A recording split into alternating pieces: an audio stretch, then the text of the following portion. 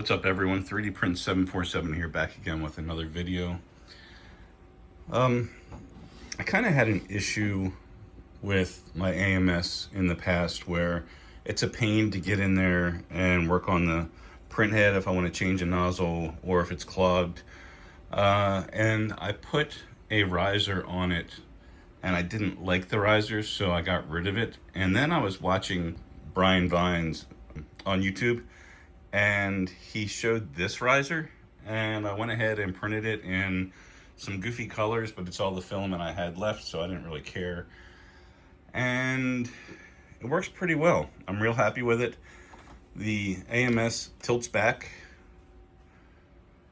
the glass slides forward, and you can take it off to work on the print head.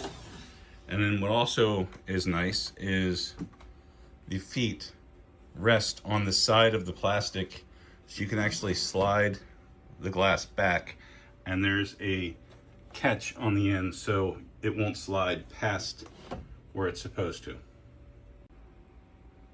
It printed pretty fast. There are 4 parts for the main base, and then there are hinges, the 2 in the back that connect to the AMS, and then 2 feet for the front of the AMS. And then there are clips. Let me show them. These are genius in my opinion. Clips that clip onto the side of the P1S, so this stays intact. Now I do have this here for the BQ, the indicator. So this is covering this side, but there's also clips on the front, you can see, and then I've got the 3 on the sides, and this is plenty sturdy. I'm really happy with this. I will put a link in the description. I'm not sure what these holes are for, they're all around there.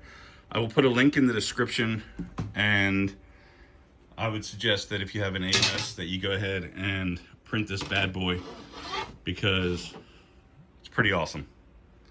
All right guys, thanks for watching. Please hit that like and subscribe button. Share this video to anyone who might find it useful, and we will catch you on the next one.